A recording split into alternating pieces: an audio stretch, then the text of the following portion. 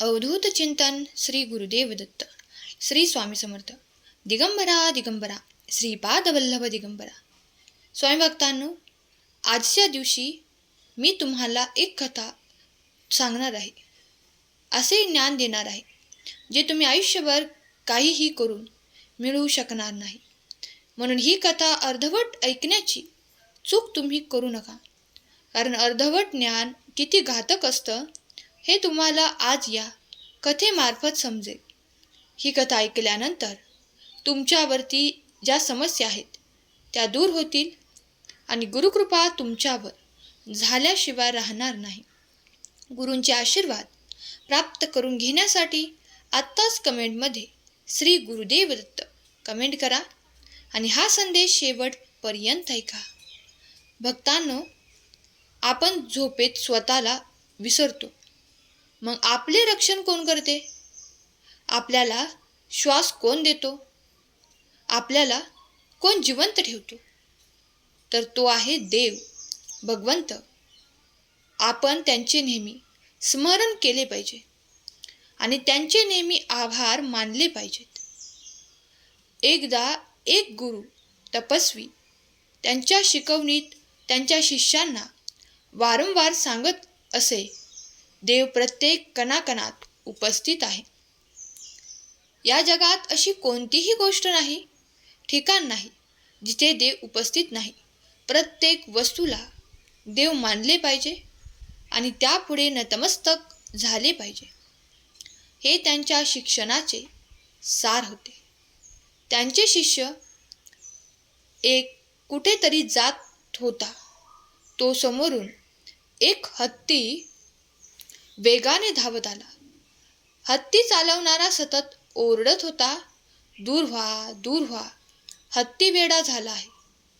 शिष्याला गुरूंनी सांगितलेले आठवले. तो उभा राहिला.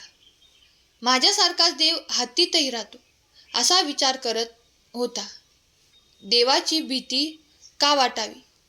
तो रस्त्याच्या मध्यभागी खंबीरपणे उभा राहिला. ते पाहून हत्ती चालवणारा रागाने ओरडला, दूर हो, तू मरायला का तयार आहेस? पण तो शिष्य त्याच्या जागेवरून 1 इंचही हलला नाही. त्या पिसाळलेल्या हत्तीने त्याला त्याच्या सोंडेने गुंडाळले, फिरवले आणि जोरात दूरवर फेकून दिले. तो गरीब जखमी शिष्य तिथेच वेदनेमध्ये कळवळत पडून होता. देवाने त्याला अधिक वेदना दिल्या होत्या. हे पाहून त्याला जास्त वेदना होत होत्या. त्याच्या वेदनेपेक्षा त्याला देवाकडून वेदना जास्त होत होत्या. याचा त्याला जास्त त्रास होत होता. त्याचा वर्गमित्र त्याला आश्रमात घेऊन गेला. तेव्हा तो गुरूंना म्हणाला, गुरु, तुम्ही म्हणता की देव प्रत्येक गोष्टीत आहे. मग हत्तीने मला किती त्रास दिला आहे? तेव्हा गुरु त्याला म्हणाले, खरे आहे की देव प्रत्येक गोष्टीत आहे. देव हत्तीमध्ये नक्कीच राहतो, पण तो हत्ती चालवणाऱ्यामध्ये सुद्धा होता. तो त्याचा इशारा ऐकला नाहीस आणि रस्त्यापासून दूर का गेला नाहीस? गुरूंचे म्हणणे ऐकल्यानंतर शिष्याला त्याची चूक कळली. स्वयंभक्तांनो, या गोष्टीद्वारे आपल्याला एकच कळते की कोणतेही शिक्षण अपूर्ण समजून घेतल्यानंतर ते लाखो कारणे शहाणपण नाही, तर ते मूर्खपणाचे आहे. कोणतीही गोष्ट पूर्णपणे समजून घेऊनच त्याचा अवलंब केला पाहिजे. सर्व भूते भगवंत आहे याची खात्री पटायच्या आधी तो माझ्यात आहे हे पटलं पाहिजे. कोणत्याही सोन्याचा दागिना असा म्हणत नाही की मला सोनं भेटावे. त्याचप्रमाणे मला भगवंत बाहेरून कुठून भेटायचा आहे असे नाही. समजूया तो आपल्या जवळच आहे, आपल्या अंतःकरणात आहे. मनुष्य बोलतो तसा जर वागला तर त्याला त्याची प्रचिती आल्याशिवाय राहणार नाही. आणि हे जर जाणले तर मी कोण आहे हे कळायला वेळ लागणार नाही. सत्संग करावाच लागतो. मी कोण आहे हे कळेल. साक्षी रूपाने नटलेला जो मी, त्याला पाहायला जंगलात जायला नको. भगवंत हा चोहीकडे भरलेला आहे. तो तुम्हाला दिसेल. श्रद्धेने पहा. स्वामी भक्तांनो, आपण नुसते तोंडाने म्हणतो पण त्याप्रमाणे वागत नाही. हे आपले मूळ चुकते. भगवंत माझ्यात आहे तसाच तो दुसऱ्यातही आहे हे आपण सोयीस्करपणे विसरून जातो. जसा खोलीतला दिवा प्रकाशाने सर्व खोली व्यापून टाकतो, तसे हे सर्व भगवंताने व्यापून टाकले आहे. मी करता असून परमेश्वर माझ्याकडून करून घेत आहे.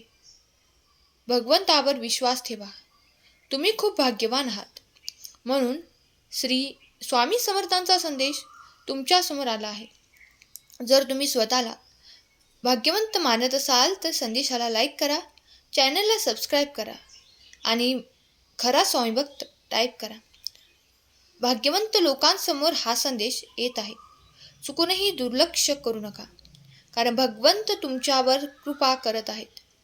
हे संदेश तुम्ही पूर्णपणे ऐकल्यानंतर तुमचे बंद पडलेले नशीब उघडण्याची ताकदसुद्धा या संदेशामध्ये आहे. सर्व काही करूनही सुख, शांती, समाधान, पैसा तुम्हाला प्राप्त होईल. तुम्ही घरात शांती अनुभव करत नाही. कलह, क्लेश वाटत आहे. हातात घेतलेले काम पूर्ण होत नाही.